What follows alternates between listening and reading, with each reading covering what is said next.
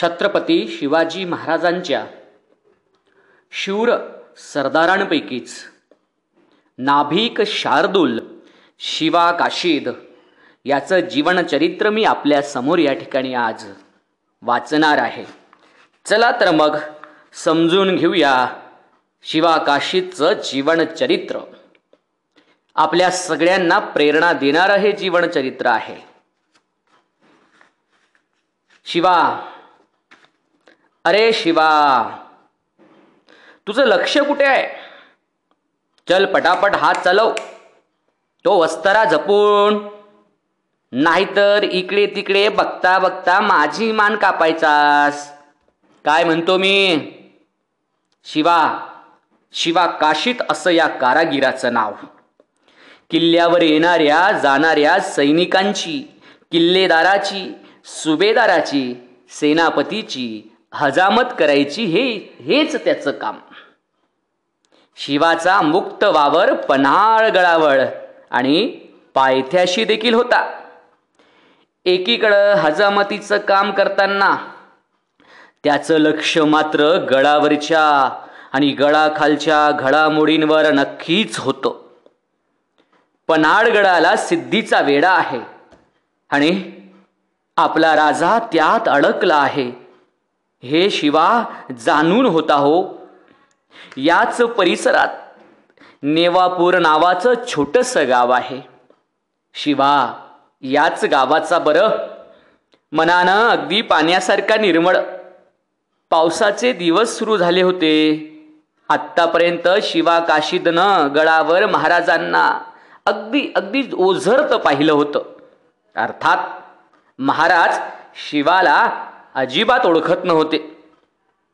फुरसतीच्या वेळी पहाऱ्याचे सैनिक शिवाची मात्र मस्करी करायची. शिवा लेका, तुझं आपलं बरं आहे बरं. अरे समोरच्याची दाढी करायची, वस्त्रा पाजळायचा, गप्पा छाटायच्या आणि मजेत राहायचं. तुला सिद्धीच्या वेड्याचं, महाराजांच्या चिंतेचं काहीच देणं घेणं नाही म्हणा. त्यात तुझा दोष नाही लेका. पण चुकून पण सिद्धीच्या सैनिकांची दाढी करू नकोस, नाहीतर ते तुझी बिन पाण्याने करतील बरं का. दुसरा पहारेकरी बोलू लागला, मर्दा, गड्या, शिवा, अरे तुला माहित आहे का, अरे कधी कधी तू थेट दिसतो आपल्या राजांसारखा. नाक डोळे अगदी तसंच. जरा छाती पुढे करून चाल गड्या, थेट राजाच दिसतील की. त्यावर शिवा उत्तर देईल, अरे बाबांनो, राजे कुठेत आणि मी कुठं? मी फकस्त त्या योगायोगाचा धणी, बाकी काही नाही. आता तसा मी दिसतो, पण काही राजाने एवढी अक्कल आहे का मला? अरे मी माझं घर कसं बस चालवतो. अरे तो राजा अख्खं राज्य चालवतो रे बाबा हो. रयतेवर पोटाच्या मुलासारखं प्रेम रे आपल्या राजांचं. राजांशी बरोबरी नको करायला. एके दिवशी राजांना कळलं तर अवघड व्हायचं. तुम्हाला काय, तुम्ही बसाल इथं गडावर आरामात. शिवाचं बोलणं सर्वांनी हसण्यावरून नेला, पण त्यांच्यात तथ्य होतं हो. काही अंशी शिवा अगदी राजांसारखाच दिसायचा. त्यांच्यासारखी कापडं चढवले की खुद्द राजेच. शिवाच्या बायकोनं देखील मध्यंतरी हाच विषय काढला होता गमतीनं. अहो, तुम्ही अगदी थेट राजांसारखं दिसता. तेव्हा शिवा चिडला होता आणि थोडा सुखावला देखील. शिवा राजांसारखा दिसतो हे आता गडावर हळूहळू सैनिकांना उमगू लागलं. शिवा बिचारा ओसळून जायचा हो.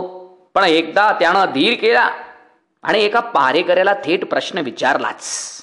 त्याच्या मनातले प्रश्न तो विचारतो, का हो, सिद्धी पन्हाळगडाला वेढा घालणार हे आपल्या राजांना माहीत होतं, तरी सुद्धा महाराज आधीच राजगडावर पळून का गेले नाहीत?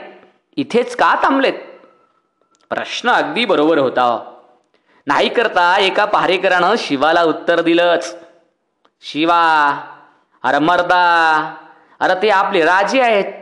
त्यांना आपली काळजी आहे. आपण कोण? आपण म्हणजे प्रजा. आपल्या प्रजेचे हाल होऊ नयेत म्हणून महाराजांनी त्याला इथंच तर थोपून ठेवलंय सिद्धीला. नाहीतर काय झालं असतं?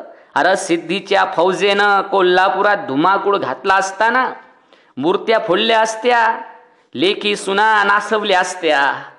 राजाला आपली काळजी रे म्हणून राज्याच्या वेशीवरच सिद्धीला थोपवलाय. हे बोल ऐकताच मात्र शिवाचे डोळे भरून आले. या माझ्या राजाला एकदा तरी डोळं भरून पाहणार, पण कधी? सिद्धीनं माझ्या राजाला पिंजऱ्यात कोंडून ठेवलंय. कसा सुटणार माझा राजा तो? याच विचारानं शिवा घराकडं निघाला. रात्रभर तोच डोक्यात विचार. उद्याचा दिवस कसा उगवणार याची त्याला पण चिंता लागलेली असायची. आणि पावसाचे दिवस हळूहळू जवळ येऊ लागले.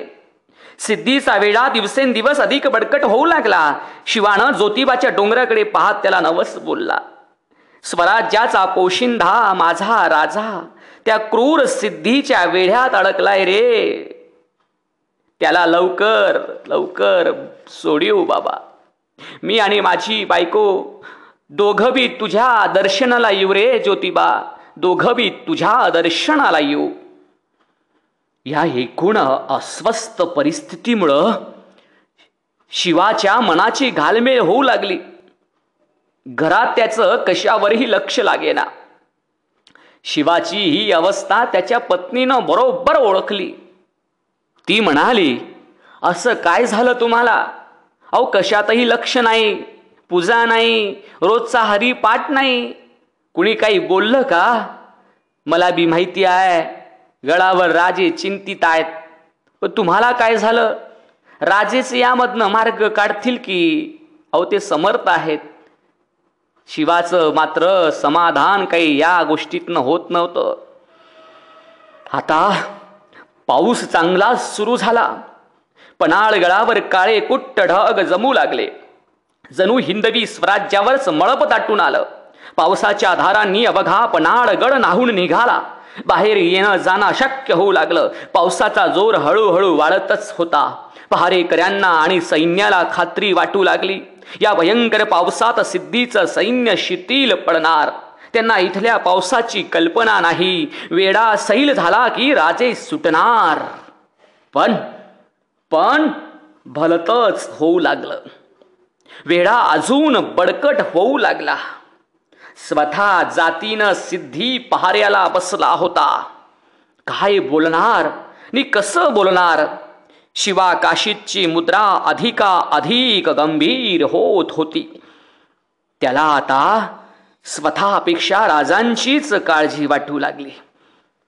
याच वेळी महाराज आपल्या महालातून गळाखाली पसरलेल्या मुलखाचं शांतपणे अवलोकन करीत होतं.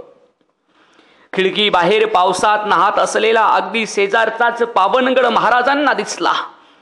पावनगड म्हणजे जणू पन्हाळा गडच.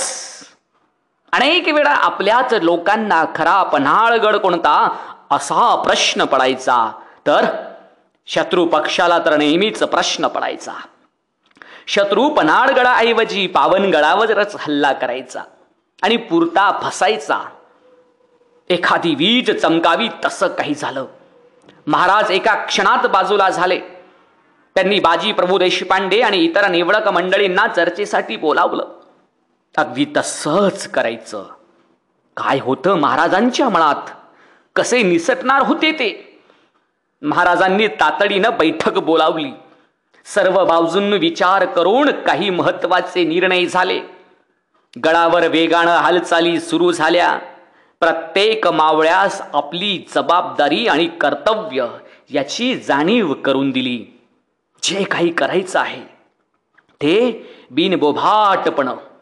पन्हाळगडावर पावसाचं थैमान वाढू लागलं. अशा बेफाम पावसामुळे वेढा सैल पडेल अशी महाराजांना पक्की खात्री होती. मात्र फासे पुन्हा उलटे पडले. बंदोबस्त अधिक वाढायला लागला. येथून निसटण्याचा जरी प्रयत्न केला तरी साक्षात मृत्यूशी गाठ. हा वेढा सोडवण्यासाठी बाहेरून मदत तरी कोणाची मिळणार? आणि आणि ती ती सुद्धा या भयानक पाऊस काळात. महाराजांना आता फक्त एकच तोडगा दिसत होता, तो म्हणजे बिनशर्त माफीनामा सिद्धीकडे पाठवायचा. आणि 12 जुलै 1660चा तो पावसाळी दिवस. माफीनाम्यात महाराजांनी सिद्धीला लिहिलं, मला क्षमा करा, मी आपला गुन्हेगार आहे. माझं सर्वस्व आणि हा पन्हाळा गड स्वाधीन करण्यास मी आपल्याकडे लवकरच येत आहे. गडावरून काली सिद्धीच्या छावणीकडं 4 शिपाई आणि महाराजांचा वकील निघाले. त्यांच्या समवेत होता एक शिलेदार आणि त्याच्या हातात होतं पांढरं निशाण.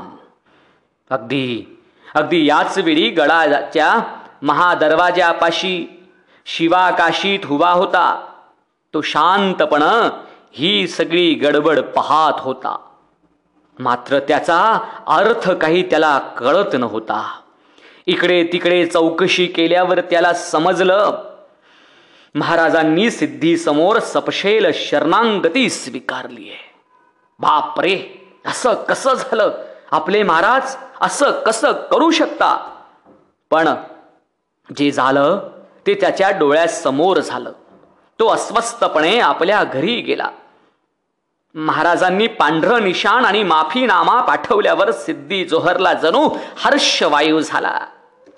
त्यानं सर्वांना आदेश दिले की शिवा येतोय, पण वेडा तसाच ठेवा, कसून कसूर चालणार नाही. सिद्धी जोहर अजून सावध झाला, कारण अफजल खानाच्या वधाच्या वेळचा प्रसंग त्याला माहिती होता ना. मात्र युद्ध वगैरे काही होणार नाही, खुद्द शिवाजी मला भेटायला येतोय. पावसाचा तडाखा वाढत होता. या पावसाला सिद्धी आणि त्याचं सैन्य खरोखरच कंटाळलं होतं, परंतु नेटानं वेळा देत होते. शिवाजीच्या या पवित्र्यामुळं ते थोडेसे मात्र सुस्तावले. सिद्धी जोहर आणि त्याचं सैन्य शिवाजी महाराजांची आता आतुरतेनं वाट पाहू लागले. मात्र पन्हाळ्याभोवतीचा वेढा तितकाच कडक ठेवत होते. उलट शिवाजीनं दगाबाजी करू नये म्हणून बंदोबस्त अजून वाढवला होता ना. गडावरच्या हालचालींना पुन्हा वेग आला. शिवाजी महाराज पावनगडाकडे पाहत असतानाच पटापट आदेश सुटले, त्याला गडावर ताबडतोब घेऊन या. कोणाला कोणाला कोणाला म्हणजे खुद्द शिवा काशीतला. शिवा जिथे राहायचा त्या खोपटाच्या दिशेनं एक मावळा धापा टाकत गेला आणि आवाज दिला, शिवा न्हावी आहे का घरात? होय आहे, पण आपण कोण? शिवाच्या बायकोनं विचारपूस केली. पन्हाळगडावरून महाराजांनी पाठवलंय, तातडीनं शिवाला न्यायला आलोय. येवाणा शिवा गडबड ऐकून बाहेर आलाच. शिवा शिवा विचारतोय, खुद्द महाराजांनी मला गडावर बोलवलंय? हो हो, तुला गडावर ताबडतोब बोलवलंय. चल लवकर चल, बाहेर थांबतोय मी, लवकर चल, मावळ्या गड्यानं सांगितलं. शिवाला वाटलं आपल्या हातून काहीतरी आगळीक झाली असावी. सारे मावळे मला शिवाजी सारखा दिसतो म्हणून चिडवतात, आणि हे महाराजांना कळलं तर आपली धडगत राहणार नाही. बापरे, महाराजांनी बोलावलंय, जायलाच पाहिजे. आपल्या बायकोचा निरोप घेऊन शिवा थेट निघाला पन्हाळगड्यावर. पन्हाळगड्यावरील एका दालनात प्रत्यक्ष शिवाजी महाराज शिवा काशीतची वाट पाहत उभे होते. शिवा काशीत तर भीत आत गेला. राजांना मुजरा केला आणि म्हणाला, महाराज माफी असावी. माझ्याकडून काही आगळीक झाली असेल तर एक डाव माफ करावं. मला काही कल्पना नाही बरं. भावनेच्या भरात काहीतरी वेडं वाकडं बोलून गेलो असेल तर माफ करा महाराज, माफ करा. या अडचणीच्या वेळी महाराज तुम्ही मला समजून घ्या. मला माफ करा महाराज, मला माफ करा, मदत करा आणि सोडवा याच्यातून. तसं महाराज मोठ्याने हसले आणि म्हणाले, अरे शिवा मर्दा, असा विनाकारण घाबरतोस कशाला रे? हा, अरे मीच तुला बोलावलं आहे आणि निर्धास्त राहा आणि शांतपणे खाली बैस. आता मी काय बोलणार हे कानात प्राण ऐकून आणून ऐक. मी तुला मदत करणार नाहीये, तर उलट तूच मला म्हणजेच स्वराज्याला मदत करायची आहे. तेव्हा महाराजांचं बोलणं मध्येच थांबून शिवा काशीत एकदम उठला आणि काकुळतेने म्हणू लागला, महाराज अहो, मी अति सामान्य न्हावी, माझं बोलणं वागणं मनावर घेऊ नका. तुम्ही कुठे, मी कुठं? अहो, मी काय मदत करणार तुम्हाला राजे? मी एक अनपड, हा फक्त मी तुमच्यासारखा दिसतो असं गडावरची मंडळी म्हणतात, पण ते काही खरं नवं. माझी आपल्याशी तुलना कधीच होऊ शकत नाही महाराज. त्या लोकांना काय काहीतरीच बडबडतात. यावर महाराज मोठ्यांदा हसले आणि म्हणू लागले, अरे अगदी बरोबर ओळखलंस शिवा काशीत. अरे तुझ्या माझ्या चेहऱ्यातलं असलेलं साम्य बरोबर, हेच तुला काम करायचं आहे. आणि ते स्वराज्यासाठी, सिद्धीला संपवण्यासाठी, आपली भूमी किल्ला रयत वाचविण्यासाठी. महाराज गंभीर झाले. पुढे येऊन महाराजांनी शिवाचे हात आपल्या हातात घेतले आणि म्हणाले, शिवा मदत करशील ना रे? महाराजांचा हा आर्त स्वर शिवाचे काळीज पोखरून गेला जणू. महाराज राजे, तुम्ही आमचे धनी आहात, फक्त एक डाव आदेश द्या, संधी द्या. नक्की काय करावं लागेल? मला नक्की जमेल ना? शिवानं महाराजांच्या पावलांपाशी आपली नजर खिळवून उत्तर विचार दिलंय. शिवा ऐक जरा आमचं शांतपण. सिद्धीचा जोर दिवसेंदिवस वाढतोय. इथे आपण सगळेच अडकलोय ना. अजून काही दिवस गेले तर सिद्धीची फौज आपल्या मुलखात कोल्हापुरात शिरून हैदोस घालेल रे. कालच सिद्धीकडे माफीनामा पाठवलाय, त्यामुळं तो तात्पुरता शांत बसलाय. मात्र वेढा काही सैल झालेला नाही.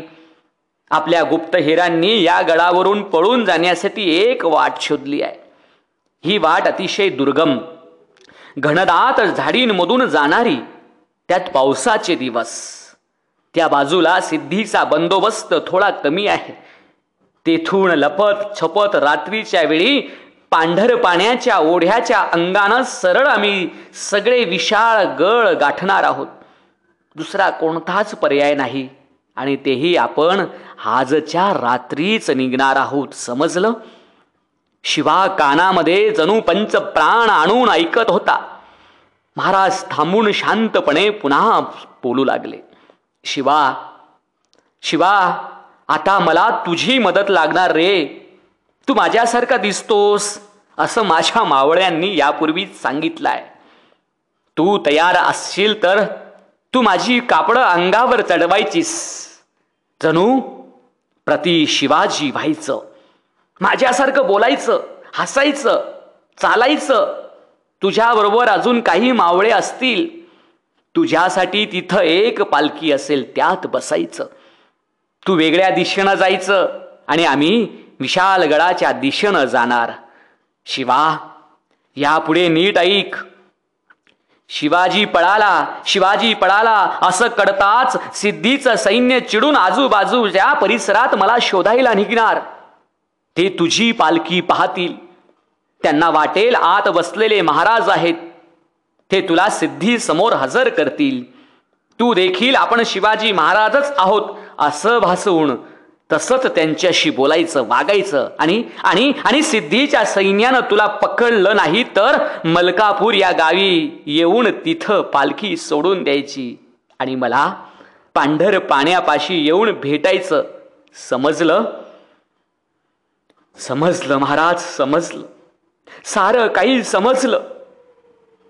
पण शिवा, आणखीन एक महत्वाचं लक्षात घे.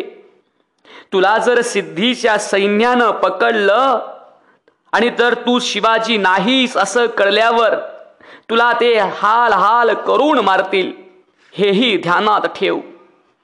या गडबडीमध्ये मी आणि माझे सहकारी या पन्हाळगडापासून खूप खूप दूरवर गेलेलो असू. शिवा, प्रत्येक क्षण हा महत्वाचा असणार आहे. आपल्याला अचूक वेळ साधायची आहे. तेव्हा शिवा, तू तयार आहेस ना? तुझ्या मनाची तयारी झाली ना? शिवा काशीद निशब्द झाला. त्याच्यापाशी महाराजांना देण्यासाठी उत्तर नव्हतं. त्याच्या डोळ्यातून अश्रू झडू अश्रूंचे पाट वाहू लागले. तो पटकन महाराजांच्या पाया पडला. भावना अनावर झाल्या आणि शिवा काशीद बोलू लागला. राज, माझं आयुष्याचं आता सोनं होणार बघा. मी एक साधा नावी. मलाही वाटायचं आपण देखील शूर वीरासारखं एखादं काम करावं, छोटा मोठा पराक्रम करावा. पण ती इच्छा अपूर्ण राहिली. महाराज, आज ती संधी मला मिळाली. त्या सिद्धीला संपवण्यासाठी महाराज काय वाटेल ते करायला लागलं तरी चालेल. होय होय होय होय, मी तयार आहे महाराज.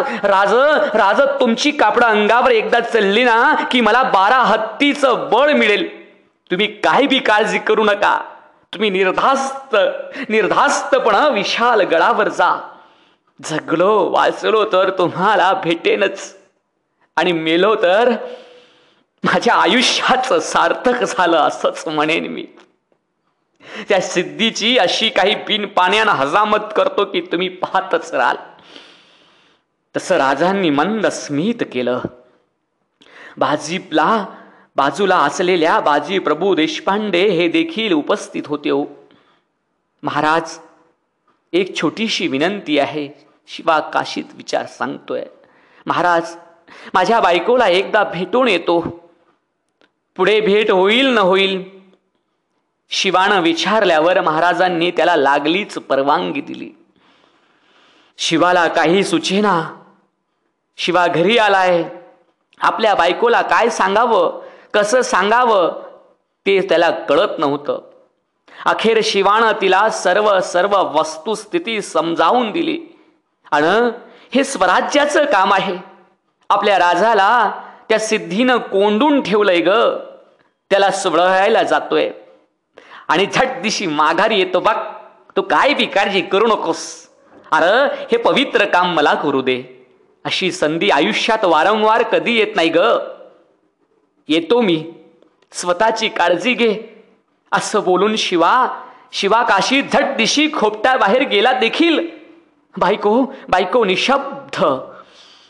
तिला काय बोलावं आणि कसं बोलावं हे देखील सुचत नव्हतं.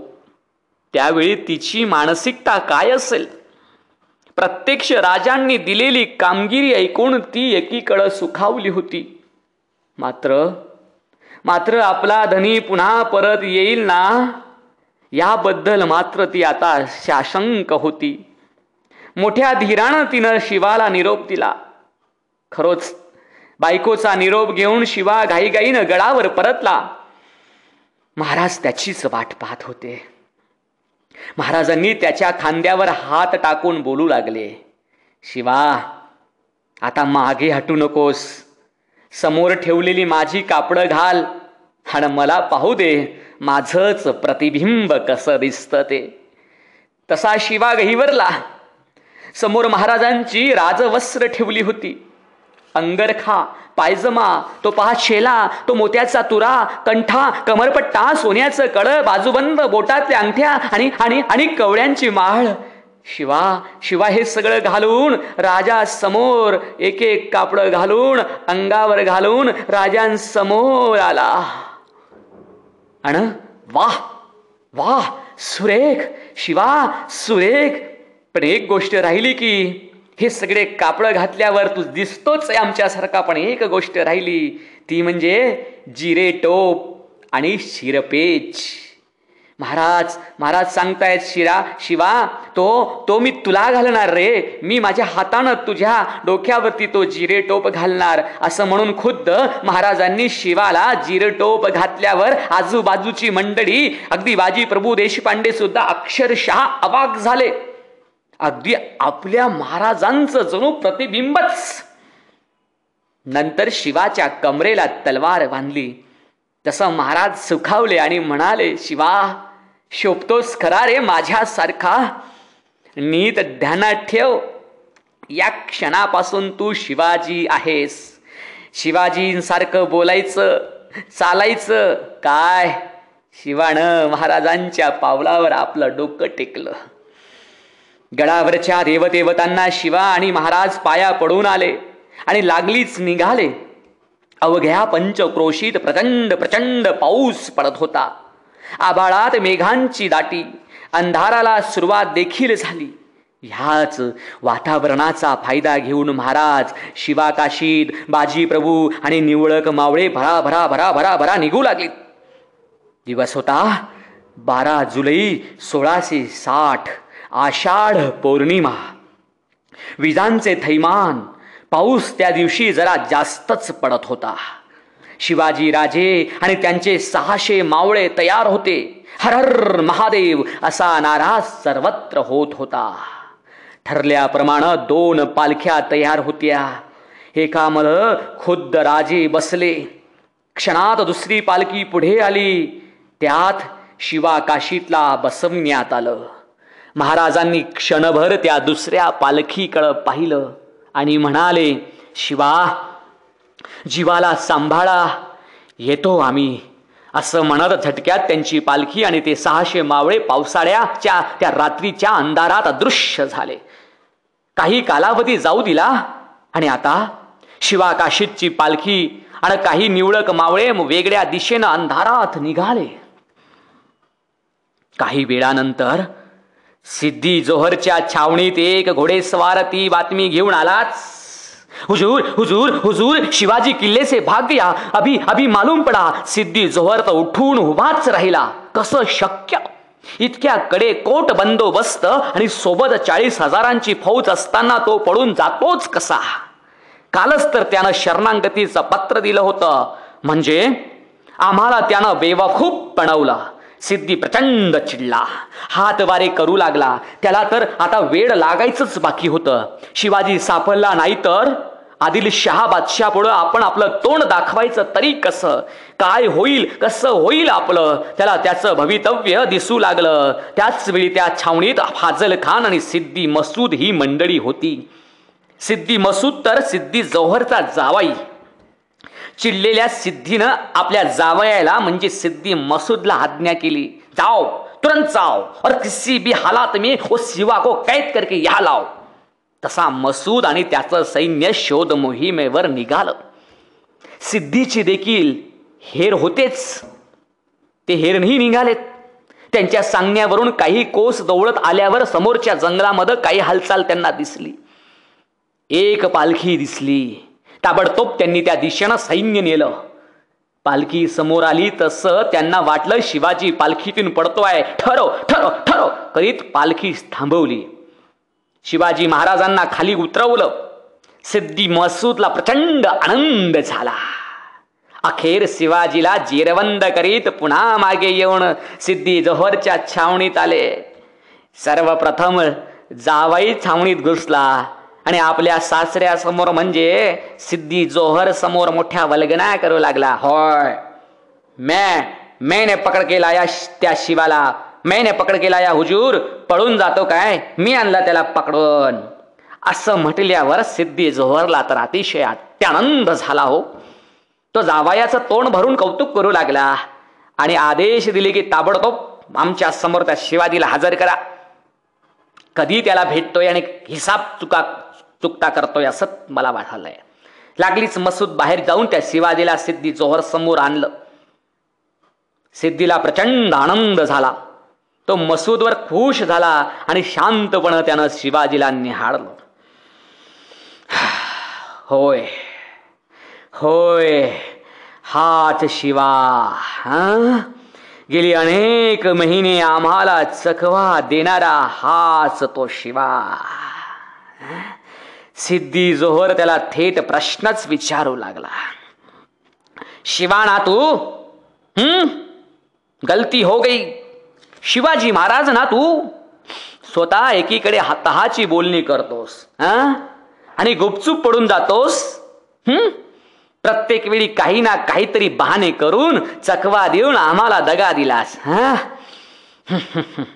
पण आता तुझा खेळ संपलाय शिवा. तुला काय वाटलं आम्ही वेडा उठवला? अखेर तू आमच्या हाती लागलास. आता तुला बादशाकडे घेऊन जाईल. आता तुझी त्या स्वराज्याची चिंता करणं तू सोडून दे. ते आम्ही पाहून घेऊ. तू आता तुझी चिंता कर. आमच्या तावडीतून कसा निसटणार ते आता तुला कोण वाचवायला येतो ते पाहतोच आम्ही. सिद्धी जोहर मोठमोठ्यांदा वल्गना करीत होता तसं महाराज शांतपणे हसत होते. अगदी याच वेळी फाजल खान आपल्या दुसऱ्या तुकडीसह सिद्धीच्या छावणीत हजर झाला.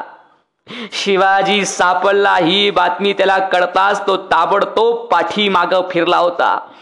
छावणीत येताच शिवाजीला त्यानं शांतपणे निरखण्यास सुरुवात केली. कारण यापूर्वी त्यानं शिवाजी महाराजांना प्रत्यक्ष पाहिलं होतं आणि त्याला हेही पक्क माहीत होतं की अफजल खान वधाच्या वेळी शिवाजीच्या डोक्यावर वार लागला होता. त्या जखमीची खूण अजूनही नक्कीच असणार. शिवाजी महाराजांना संपूर्ण तपासल्यावर ताबडतोब त्यानं आपली तलवार बाहेर काढली आणि मोठ्यांदा ओरडू लागला, हुजूर हुजूर हुजूर, फिर एक बार दगा हो गया, फिर एक बार दगा हो गया. ये शिवाजी नहीं है. मैंने शिवा को अपनी आंखों से देखा है. ये तो दूसरा और आदमी है शिवाजी जैसा, लेकिन ये शिवाजी नहीं है. तसंच सिद्धी जोहरच्या चेहऱ्यावरचे भाव झटकन बदलले. तो खचून गेला. रागानं लाल बुंद झाला. आपल्या जावाई मसूदला तो शिव्याच घालू लागलीच. फाजल खान आणि सिद्धी मसूदनं आपापल्या तलवारी त्या शिवाजीच्या मानेवर ठेवल्या. अवघ्या छावणीत प्रचंड गडबड उडाली. जो तो सैनिक शिवाजीला पाहायला गर्दी करू लागला तसा सिद्धी जोहर अजून चिल्ला, मोठमोठ्यांदा ओरडू लागला, तू शिवा नहीं है तो कौन है? बताओ मुझे. मेरा वक्त बर्बाद मत कर. फैजल देखते क्या हो? पूछो इनसे. आता तर फैजलनं आपल्या तलवारीचं पातं त्या शिवाजीच्या मानेमध्ये खोचलं देखील. रक्ताचं काही थेंब मानेवर ओघळले. बोल हरामजादे, कोण आहे तू? त्यावर शिवा काशीद सिद्धी जोहरच्या आणि फैजल खानाच्या नजरेला नजर देऊन स्वाभिमानानं कणखरपणा बोलू लागला. होय, माझं पण नाव शिवाजी. मला शिवा काशीद म्हणून ओळखतात. मी मूळचा नेवापूरचा. हजामत करणं हे माझं काम. इतकं बोलून झाल्यावर सिद्धी जोहर आणि फैजल खान रागानं लालबुंद झाले. तू त्या खऱ्या शिवाला पकडण्यास मदत केली का असं केलंस? आता तुझी खैर नाही असं म्हणत सिद्धी मसूदनं आपल्याही तलवारीचं पात शिवाच्या मानेवर ठेवलं. मसूद आणि फैजल शिवाच्या अंगाला हात लावू लागले. तसा शिवा काशीत एकदम मागे फिरला आणि स्वाभिमानानं बोलू लागला, अरे माकडांनो, चारी पातशाहीला गाडणाऱ्या शिवाजी महाराजांची कापडं माझ्या अंगावर आहेत. तेव्हा मला जरा जपून हात लावायचं. तुमचे रक्ताळलेले पापी हात माझ्या राजाच्या कापड्यांना लावू नका. माझ्या राजासाठी हे सारं केलं, तेही हसत. अरे स्वराज्यापेक्षा कोणीच मोठं नाही इथं. चांडाळांनो, तुमच्यासारखं नाही. तुमच्या बादशहानं फेकलेल्या तुकड्यांवर तुम्ही जगता. तुम्ही लढवय्य नाहीत, बादशहाचे कुत्रे आहात, भाडोत्री कुत्रे. असं म्हटल्यावर फैजल खान रागानं लाल झाला. तो तलवार उपसणार इतक्यात सिद्धी जोहरनं त्याला थांबवलं आणि खरा शिवाजी कोठं आहे असं विचारण्यास सांगितलं. तसा शिवा न घाबरता उत्तर देऊ लागला, अरे माझा राजा यवाना खूप दूरवर पोचला देखील तुमच्या हाताला कधीच गावणार नाही. तो कधी येतो कधी जातो हे तुमच्या भेकडांवर अवलंबून नसतं. अरे तो राजा आहे आमचा, आम्ही त्याची प्रजा. अरे माझ्यासारखं अनेक साधी सुधी माणसं राहतात आमच्या मुलकात, जी राजांवर आपला प्राण देखील ओवाळून टाकायला एका पायावर तयार आहेत. तुझ्यासारखे अनेक शत्रू महाराजांनी आपल्या अंगावर खेळवले आहेत. ते नेहमीच सावध असतात, ते कधीच फसत नाही. अरे माझा प्राण जरी घेतलात तरी त्यांचा ठाव ठिकाणा मी सांगणार नाही. आता तुम्ही तुमची काळजी करा, कारण तुमचा बादशाह तुम्हाला सोडणार नाही. मात्र घाबरू नका, त्या अगोदर माझा राजा एकेकाला गाठून मारेल, ते देखील याच माझ्या महाराष्ट्राच्या भूमीत. हे सगळं ऐकल्यावर सिद्धी जोहर रागानं लाल लाल झाला. त्यानं मसूदला आणि फैजल खानाला ताबडतोब आदेश दिले की शिवा काशीदच्या खांडोळी करा. फैजल खान आणि मसूद त्याच्या अंगावर येण्या अगोदर शिवा काशीदनं महाराजांचा एकच जय जयकार केला, मारा मला, मारा मला, पण माझा राजा तुम्हाला पाहून घेईल. माझ्या मृत्यूचा बदला घेण्यासाठी राजा परतून येतील, तेव्हा तुमच्यापैकी कोणीच जिवंत राहणार नाहीत. लक्षात ठेवा, आपल्या मुलखातून जय भवानी, जय शिवाजी, हर महादेव असा जयघोष करीत असतानाच शिवा काशीच्या देहातून दोन्ही तलवारी आर पार झाल्या. सर्वांचा लाडका साधा सुधा जीवा भावाचा सखा शिवा काशीद केवळ आणि केवळ महाराजांचे प्राण वाचविण्यासाठी, आपलं स्वराज्य टिकवण्यासाठी आपल्या जीवाचं मोल देऊन स्वर्ग लोकात गेला, पावन झाला. अगदी याच वेळी शिवाजी महाराज आणि निवळक मावळे झपाट्यानं मार्ग काढीत पांढर पाण्याजवळ पोचत असतानाच अचानक महाराजांच्या काळजात एक चिंता लहरत गेली. माझ्या शिवा काशीदचं काय झालं असणार? मी त्याला शब्द दिला आहे की तू आम्हाला पांढर पाण्याजवळ येऊन भेट. थांबवा, थांबवा पालखी. महाराजांचे आदेश. पालखी थांबली. महाराज तेथील निबिड अरण्यात अंधारात शिवा काशीदची वेळ्यासारखी वाट पाहू लागले. तसं बाजी घोर देशपांडेंनी त्यांना सावरलं आणि म्हणाले, महाराज, शिवा काशीदची काळजी नको, तो नक्की भेटेल. आपल्याला घाई करायची आहे आता. त्या सिद्धीचा अजिबात भरवसा नाही. तशी पालखी पुढे पुढे आता चालू लागली आणि इतक्यात ती भयंकर बातमी महाराजांचे काळीज पोखरून गेली. महाराजांचं प्रतिबिंब शिवा काशीदला सिद्धीनं ठार मारलं. महाराज कैवरले. जगदंब जगदंब. मात्र आज माझा शिवा तू तर आमच्याहून मोठा झालास रे, अगदी आबाळाहून. आम्हाला वाचविण्यासाठी ही कोणती खेळी खेळलात शिवा? तुमचं हे बलिदान अजिबात वाया जाणार नाही. सिद्धीला दणका देणारच. तूर्थ माझ्या लाडक्या शिवा, तुला या राजाचा सलाम, त्रिवार सलाम. या साहसी वीराच्या बलिदानामुळं छत्रपती शिवाजी महाराजांनी पाहिलेलं स्वराज्याचं भव्य स्वप्न प्रत्यक्षात साकारलं. या मर्द मराठी वीराची म्हणजेच आपल्या शिवा काशीदची समाधी पन्हाळ गडाच्या पायथ्याशी विशाळगडे गड जो आहे त्या विशाळगडाकडे जाणाऱ्या एका वाटेवरील गावाजवळ आहे. पन्हाळगड किल्ल्याला भेट देताना शिवा काशीदचा भव्य पुतळा आपलं लक्ष वेधून घेतो. तेथे आपण नतमस्तक होतो. अशा या महान सरदार शिवा काशीदला माझाही सलाम. प्राध्यापक गणेश पाटील, नंदुरबार.